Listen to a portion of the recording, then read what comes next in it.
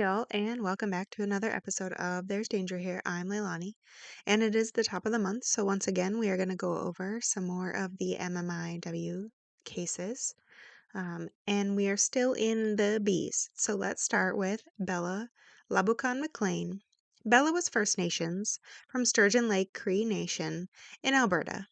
Her parents were educators who developed Cree curriculum for language revitalization after attaining their master's in education.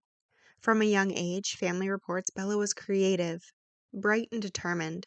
She melded traditional beadwork skills with contemporary fashion. She loved music and was supporting and loving. Bella and one of her older sisters attended Portage College to learn the fine-tuned skills in beading and tanning hide. She also attended the University of Alberta to pursue a degree in textiles and then ended up transferring to Huber College in Toronto in 2011 to complete her degree in fashion arts. The move put her more than 1,700 miles away from home. Still, according to family, she kept in touch, checking in with friends and family almost daily. On July 20th, 2013, 3 months after graduating from Huber College, the then 25-year-old fell. At approximately 05, she fell 31 stories from a downtown condo building. This resulted in her death. Bella had arrived at the condo earlier that night with 5 other people after a night out at a club. According to Toronto police, there was not enough evidence to prove homicide, but called the death suspicious, keeping the investigation open. Police knocked on all of the doors of the condo and surrounding area and interviewed all those who were in the condo that Bella fell from. All of them reported being unaware that anything had even happened. Police examined cell phone records, watched surveillance videos, and followed up with the nightclub Bella had been at earlier that evening. They also instructed a forensic team to do a workup on the unit that she fell from. Detective Darren Worth with the Toronto Police stated, quote, "Realistically, we would need someone, potentially who was there, to come forward to tell us something they're not telling us," end quote, after exhausting all other avenues and really finding nothing. Melina Labukan, Massimo Bella's sister, has been an advocate for Indigenous rights for more than a decade. She, along with the rest of the family, cannot fathom what even happened to her. Melina stated, quote, "They have tried to maintain their innocence by saying that they didn't know what happened, which is really hard for us to believe because it was such a small condo," end quote. Also, she did state, quote, "Basically, from what I've heard, is that it's very hard not to see anything unless they're all in the bathroom, one bathroom, or the bedroom," end quote. Family also reported that they've never been granted access to Bella's autopsy report. Krista Big Canoe, the legal advocacy director for Aboriginal Legal Services of Toronto, reported, quote, "While there's an ongoing investigation, it's difficult to get information," end quote. Melina said they have requested files from the Toronto Police and the coroner twice over the 2 years. The second time was in 2014. Still, at this time, there have been no further updates. Bernadette Ahinecu was born in 1967 in Saskatchewan, Canada. Family states she was someone who was spontaneous, who loved to cook, and help around the house. Bernadette spent 10 years in foster care, with multiple sources reporting that it was a very negative experience, that she suffered from physical and sexual abuse. The result of her trauma pushed Bernadette into drug use. To support the habit, she worked as a sex worker. In 1989, the then 22-year-old lived in Edmonton, Alberta, and was last seen in September by a friend getting into a van with a male described as quote-unquote Italian after splitting a purchase of cocaine, which Bernadette planned to take home to her common-law husband, Simon Stadden. On October 24th, 1989, a man was clearing brush when he found the naked remains of Bernadette along a rural road near Sherwood Park. The CARE unit, an RCMP entity that investigates files of missing or murdered vulnerable persons throughout the province, is handling the homicide. Family members say investigators no longer contact them. However, family does credit Simon for being the one to initiate the investigation, filing a missing persons report, and that he even attempted to find her on his own prior to her discovery. While I couldn't find much information on the investigation, there is one source that reported that Thomas Svelka is a suspect in Bernadette's murder. Thomas is convicted of murdering another sex worker, Laura Ahinakyu, in 1990. Bernadine Leanne Kiwazins was born on April 22nd, 1975, and was a member of the Yellow Quill First Nations.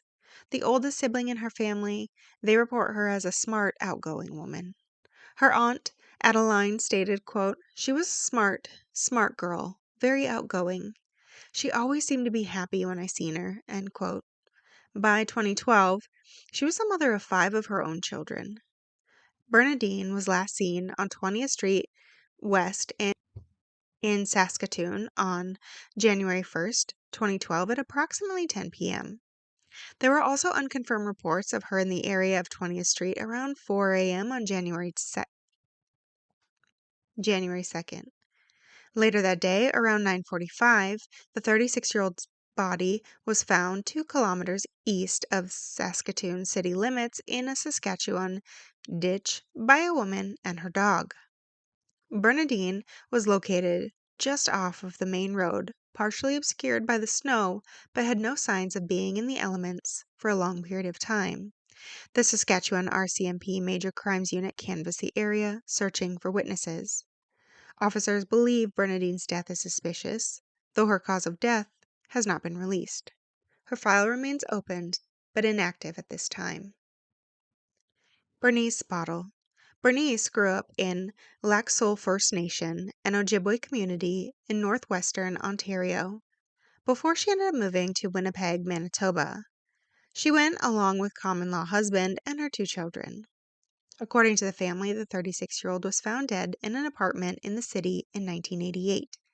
Little is known about Bernice's life in Winnipeg, but her family is still seeking answers and wants police to investigate her death.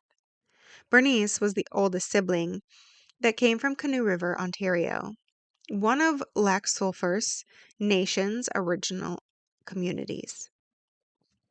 Charlie Bottle remembers his sister as someone who loved to cook and sew quilts. Quote, "She was a very caring person. She tried to help people when they needed help," end quote. Despite being 1 year younger, Bernice seemed to look up to Charlie when he left the community for work. He heard his sister was living in an apartment in the city when she collapsed.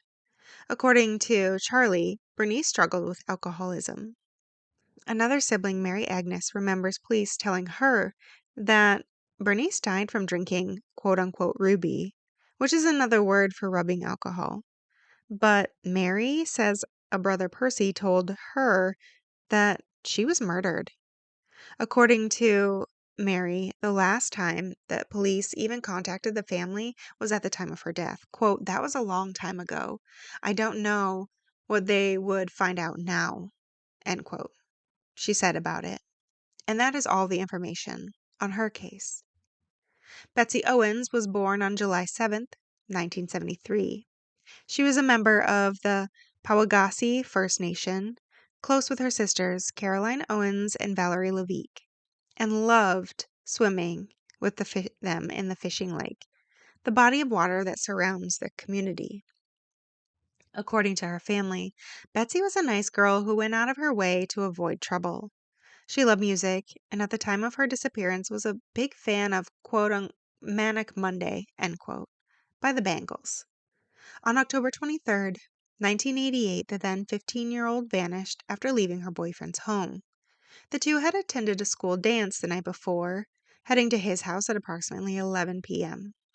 Carolyn reported, quote, "I remember she was happy, laughing," end quote. Local community members conducted searches for Betsy immediately following her disappearance, but were unable to turn up any evidence. Subsequent searches conducted by law enforcement in 1996 and 1997 were pretty much the same. They didn't find anything. The lead investigator for missing persons said that there was foul play suspected. However, family was told that there was not enough evidence to make any arrests in Betsy's case. The lead investigator last visited the community during the summer of 2014, and family members do not know if there are any leads in the case. Sister Caroline provided DNA sample the summer before, and that is the last information found on her case at this time. Bonnie Lynn Jack, also known as Bonnie Lynn Lloyd, grew up in Port Coquitlam, British Columbia.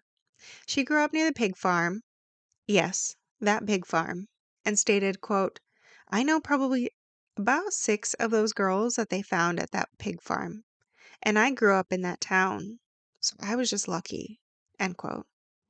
Bonnie got into drug use and was a sex worker, and ended up living in the streets of Vancouver's downtown east side for more than 2 decades before moving to Edmonton, Alberta. At one point, she told her friends she considers herself a survivor, but by February 2006, Bonnie was back to using drugs. Still, she was determined to get off the streets. Kate Quinn of Edmonton's Prostitution Awareness and Action Foundation gave her the name of a counseling service and a referral to a job placement agency. That was the last time that she saw her. In May 2006, the 37-year-old's body was discovered in a rural area just east of Edmonton. Foul play is suspected. The care unit, an RCMP entity, again is there to investigate her situation. However, there's no further updates on her case either. Bonnie Marie Joseph. Bonnie was 32 when she was last seen on September 8, 2007, in Vanderhoof, British Columbia, and was reported missing in December of 2007. RCMP, like in many other cases, say she led a high-risk lifestyle and was known to hitchhike alone between Fort St. James, Vanderhoof, and Prince George, British Columbia. She was also known as Bonnie M. Joseph and was part of the Yukutche First Nation. Prince George RCMP are in charge of the investigation. Family reports Bonnie was hitchhiking from Vanderhoof to Prince George because she had a court date the next day. She was nearing the end of this series of court dates that she had had in order to get her children back. She was close to getting them back as she had never missed a single court date until the September 9th one. She was reported missing by December 2007 by her aunt, Rose Joseph. Her family considers her disappearance to be out of character. According to her cousin Vanessa Joseph, before Bonnie was reported missing, and after she was last seen, her wallet and ID were found near a lake, and an uncashed check was still in it. It was turned into the RCMP, who reported this discovery to Bonnie Joseph's sister, Sharon, later that year.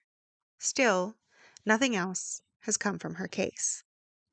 And I know there are a lot of cases this week that we just simply don't know any information.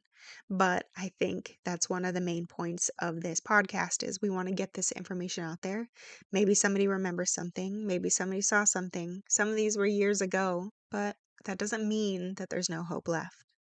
So, to all those out there, remember, be careful. It's a dangerous world we live in.